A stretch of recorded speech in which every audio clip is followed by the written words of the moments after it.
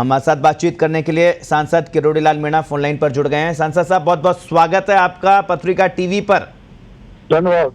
क्या वजह है पुलिस हर जगह, आप जहां पर भी जाते हैं पुलिस का पहरा लग जाता है, क्या वजह है? पुलिस क्यों रोक रही है बार बार?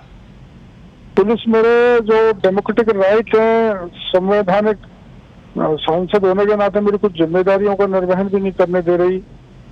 मैं तो गया था एक गमी में उदयपुर अपने कार्यकर्ता की मैं पत्रकार वार्ता करने का मन बनाया, जिसमें मैं चिंतन शिविर की ओर जो किया जा रहा है मैं ध्यान आकर्षित करना चाहता था सोनिया गांधी जी का कि जिस होटल में आप चिंतन शिविर कर रही हैं वो पूरी तरह अवैध है, फॉरेस्ट में बनाई है, बहती नदी पर बना डाली, पूरी नदी को पाट दिया और इसमें गहलोत परिवार का इस होटल मालिक से आर्थिक संबंध है। आपको यही है नहीं करना चाहिए सम्मेलन, क्योंकि ये कानून कायदों को ताक में रख के गहलोत साहब ने इसकी परमिशन दी है जी। दूसरा मैं ये कहना चाहता था भाई चिंतन बैठक में ये भी चिंता करो कि यहाँ का आदिवासी भूख से मर रहा है, भूखमरी है, पलायन है, कुपोषण है, उनका धर्म परिवर्तन है, युवतियों का देह व्यापार हो रहा है, ह्यूमन ट्रैफिकिंग हो रही है, धर्मांतरण किया जा रहा है जबरन। ऐसे मुद्दों की ओर मैं पत्रकार वार्ता करना चाहता था जी, नहीं करने दी। 3:30 बजे का टाइम था पत्रकार वार्ता का, 2:30 बजे मेरे को उठा लिया, बड़े पुलिस बल के साथ एसपी साहब आए और मेरे को फोर्स किया, आप यहाँ नहीं रोकोगे जब तक चिंतन शिविर लगेगा। तो मैंने भाई मैं प्रतापगढ़ में आदिवासियों का 3 दिन सम्मेलन है, मैं उसमें चला जाऊँ, वहां भी नहीं जाने दिया जी। श्रीनाथ जी के दर्शन करना चाहता वो भी नहीं करने दिए। मेरे को निमंत्रण था जगतगुरु शंकराचार्य का यहाँ कार्यक्रम है पुष्कर में 3 दिन का, मैं वहां जाना चाहता था, अजमेर पुलिस ने वहां पे 4 तरफ घेर के खड़ी हो गई। डॉक्टर साहब, सवाल यही है क्योंकि आप मुख्य विपक्षी दल है भारतीय जनता पार्टी और आप सांसद है, जनता की पैरोकारी आपका करना आपका अधिकार है, क्या वजह है बार बार आवाज को दबाई जा रही है? क्या सरकार डरी हुई हुई है? ये तो सरकार ही बताए। देखो हमने तो कोई उग्र प्रदर्शन भी नहीं किया, कोई एजेंडा लेके भी नहीं गए, कि ना सड़कों पर उतरे, ना आंदोलन किया, यहाँ तक कि ज्ञापन भी नहीं दिया।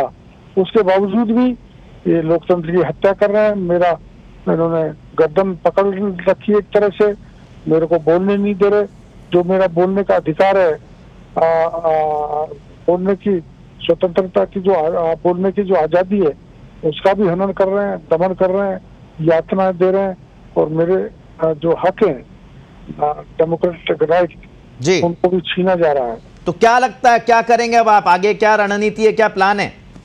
पार्टी के प्रदेश अध्यक्ष जी, प्रतिपक्ष के नेता, उपनेता, हमारे प्रभारी अरुण सिंह जी तक को मैंने पूरी जानकारी दे दी है।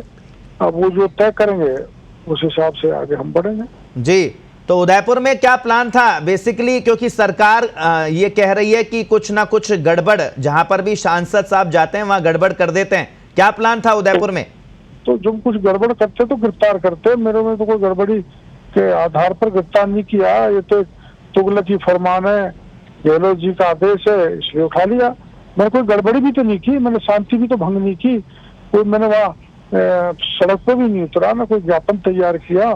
केवल पत्रकार वार्ता करके मेरी मंशा जाहिर करना चाहता था, पार्टी का स्टैंड क्या है इन चिंतन शिविर को लेके, आदिवासियों की बदहाली को लेकर वो कहना चाहता था, जो नहीं कहने दिया। जी, कल भाजपा का एसटी मोर्चा भी प्रदर्शन करने वाला है, क्या लगता है अभी उसमें शामिल होंगे? नहीं, मेरे को तो पार्टी कहेगी तो शामिल होगा, लेकिन कितना गलत है जी कि मैं कोई व्यक्ति अपने विचार की अभिव्यक्ति नहीं कर सकता, ये कितना गलत है। ऐसा तो आपातकाल में भी नहीं हुआ था, इंदिरा गांधी जब इमरजेंसी लगाई थी तब भी हमको जेल में डाला था, लेकिन हमको 1 दर्जन गाड़ी में मेरे को घेर रखा है। मेरी गाड़ी में एडिशनल एसपी स्तर के थानेदार व्यक्ति बैठे हुए, आखिर में शक क्यों कर रहे हैं? दमन मेरा समझ से बाहर है। जी, दिल्ली में आपकी सरकार है, क्या लगता है शिकायत आप पहुंचाएंगे गृह मंत्री को, लोकसभा अध्यक्ष को? मैं देखो ये तो स्टेट का मामला है और वो तो पार्टी अपने स्तर पर बात को पहुंचाएगी, इसमें केंद्र क्या कर सकता है।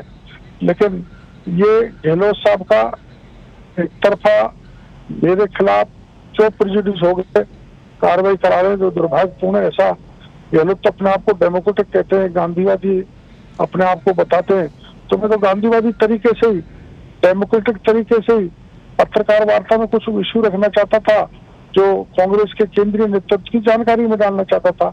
वो नहीं डालने दी और जी। मेरा हक छीन लिया। जी, आखिरी सवाल, क्योंकि मुख्यमंत्री अशोक गहलोत आपको कई बार तो मित्र बताते हैं और कई बार ये आरोप लगाते हैं कि दिल्ली के इशारे पर आप ये सब कर रहे हैं। हाँ, उन्होंने कहा है कि दिल्ली के इशारे पर मैं धमाल कर रहा हूँ। आमागढ़ की चोटी पे चढ़ना धमाल है, तो ये रुकने वाला नहीं है। रीट के गबन घोटाले को लिए सड़क पर उतरना अगर मुख्यमंत्री जी की परिभाषा में धमाल है, तो ये धमाल चालू जारी रहेगा। शंभू पुजारी की हत्या कर दें, उसको मार दें, उसको मैं हक मांगू मंदिरों की, मंदिर माफी जमीन पे जो कब्जा हो गया उसके, वो अगर धमाल है, और उदयपुर में जाके मैं पत्रकार वार्ता करूं और वो अगर धमाल लगता है, तो ये धमाल मेरा रुकने वाला नहीं है। मैं गहलोत साहब को आपके चैनल के जरिए कहना चाहता हूं, ये तो जारी रहेगा। डॉक्टर साहब, आप आरोप लगा रहे हैं कि जिस होटल को लेकर वो जो आप बता रहे हैं वो अवैध है, जिस होटल में चिंतन शिविर हो रहा है, और उसमें पार्टनरशिप है गहलोत परिवार की। मैं कल पत्रकार वार्ता करूंगा, उसमें उजागर करूंगा प्रमाण से।